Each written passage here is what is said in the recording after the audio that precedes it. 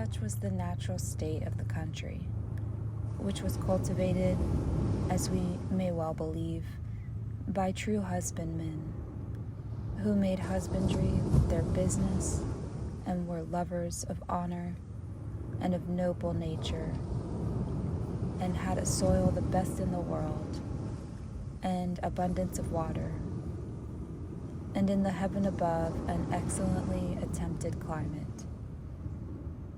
Now the city in those days was arranged on this wise. In the first place, the Acropolis was not as now. For the fact is that a single night of excessive rain washed away the earth and laid bare the rock. At the same time, there were earthquakes, and then occurred the extraordinary inundation, which was the third before the great destruction of Deucalion.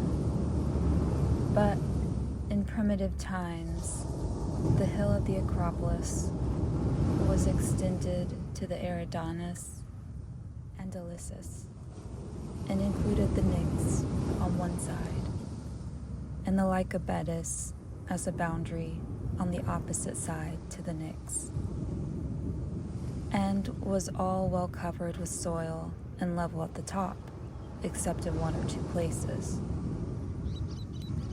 Outside the Acropolis, and under the sides of the hill, there dwelt artisans, and such of the husbandmen as were tilling the ground near. The warrior class dwelt by themselves around the temple of Athens and Hephaestus at the summit, which moreover they had enclosed with a single fence like the garden of a single house. On the north side they had dwellings in common, and had erected halls for dining in winter, and had all the buildings which they needed for their common life, besides temples. But there was no adorning of them with gold and silver, for they had made no use of these for any purpose.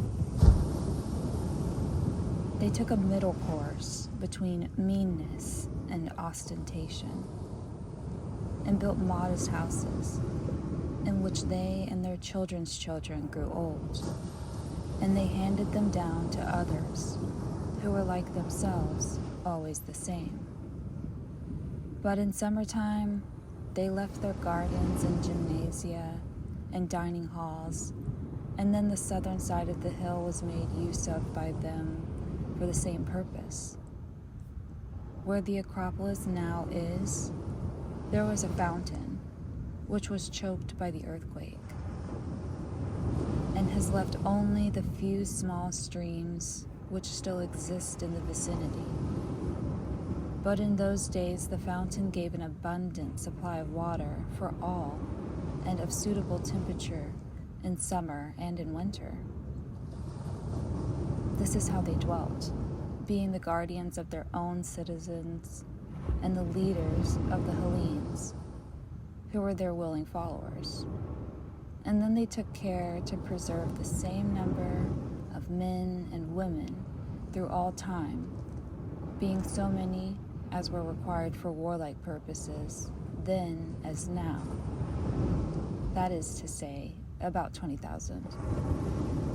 Such were the ancient Athenians, and after this manner they righteously administered their own land and the rest of the Hellas.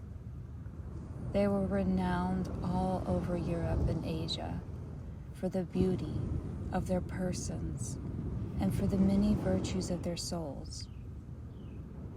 And of all men who lived in those days, they were the most illustrious.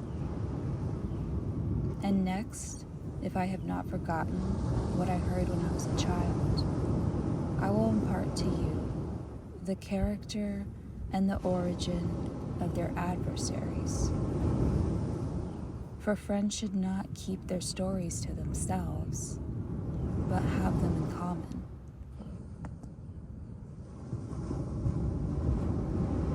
Yet before proceeding further in the narrative, I ought to warn you that you must not be surprised if you should perhaps hear Hellenic names given to foreigners. I will tell you the reason of this. Solon, who was intending to use the tale for his poem, inquired into the meaning of the names and found that the early Egyptians, in writing them down, had translated them into their own language, and he recovered the meaning of the several names, and when copying them out again, translated them into our language.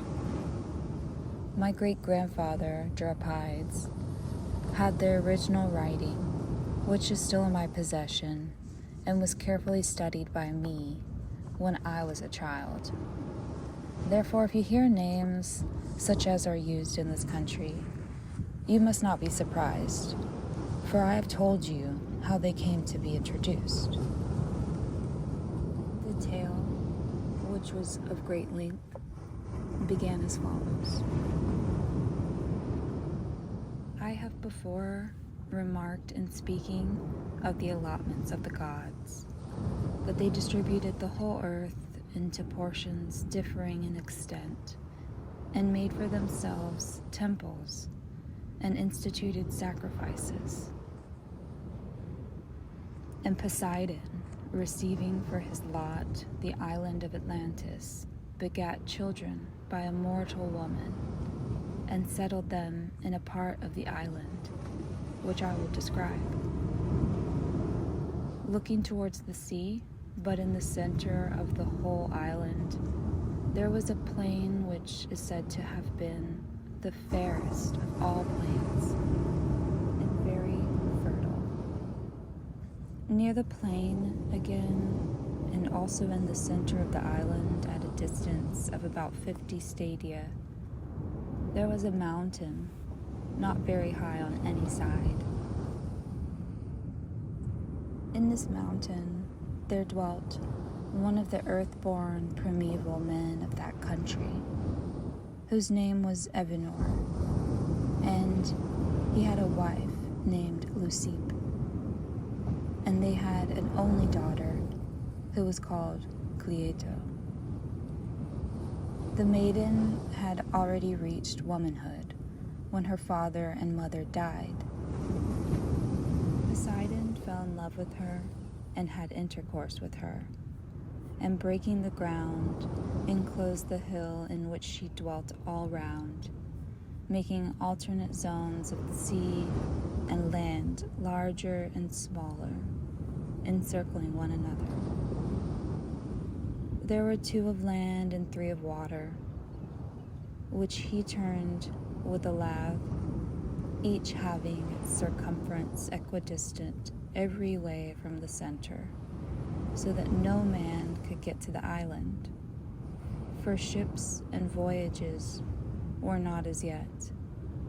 He himself, being a god, found no difficulty in making special arrangements for the center island, bringing up 2 springs of water from beneath the earth, one of warm water, the other of cold, and making every variety of food to spring up abundantly from the soil.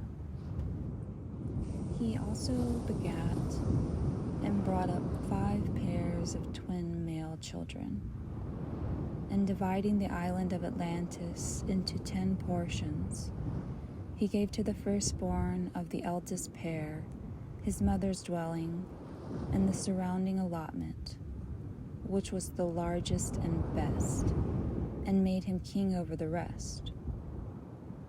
The others he made princes, and gave them rule over many men and a large territory. And he named them all.